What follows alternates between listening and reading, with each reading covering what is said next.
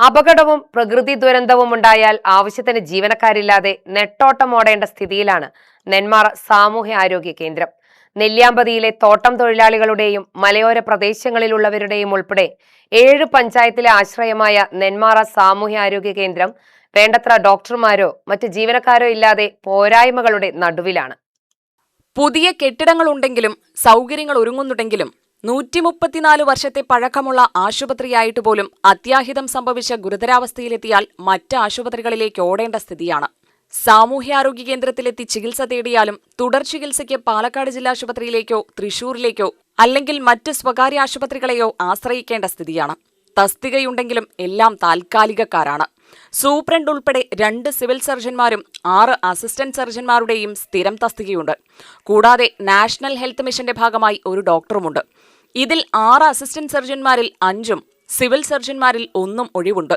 ഒഴിവുള്ള തസ്തികയിലേക്ക് സ്ഥിരം നിയമനം നടക്കാത്തതിനാൽ പകരം 3 മാസക്കാലത്തേക്ക് താൽക്കാലികമായി നിയമിച്ചാണ് ആശുപത്രിയുടെ പ്രവർത്തനം. പൂർണ്ണതോതിൽ ചികിത്സയൊരുക്കുന്നതിനായി 12 ഡോക്ടർമാർ വേണ്ടിടത്താണ് ഇപ്പോൾ താൽക്കാലികമായി നിയമിച്ച 5 ഡോക്ടർമാരെ ഉപയോഗിച്ച് 24 മണിക്കൂറും പ്രവർത്തിക്കുന്ന അത്യാഹിത വിഭാഗം ഉൾപ്പെടെയുള്ളവ പ്രവർത്തിക്കുന്നത്. രാവിലെ 8 മണി മുതൽ വൈകിട്ട് 8 മണി വരെയുള്ള OP കഴിഞ്ഞാൽ അത്യാഹിത വിഭാഗത്തിലാണ് രാത്രി ചികിത്സ. രാത്രി പരിശോധനയ്ക്ക് നിയോഗിക്കുന്ന ഡോക്ടർമാർ 13 മണിക്കൂർ വിശ്രമമില്ലാതെ ജോലിയെടുക്കണം. രാത്രി മാത്രം ശരാശരി 130-ലധികം പേരാണ് ചികിത്സ തേടിയെത്തുന്നത്. OPയും അത്യാഹിത വിഭാഗത്തിലുമായി പ്രതിദിനം 700-ലധികം രോഗികളാണ് ചികിത്സ തേടുന്നത്.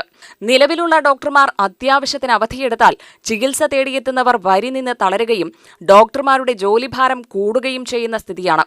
കഴിഞ്ഞ ദിവസം നെല്ലിയാമ്പതിയിലുണ്ടായ ബസ് അപകടത്തിൽ പരിക്കേറ്റവരെ കൊണ്ടുവന്നപ്പോൾ പ്രാഥമിക പരിശോധനയും പ്രാഥമിക ചികിത്സയ്ക്കും കാലതാമസം വന്നു.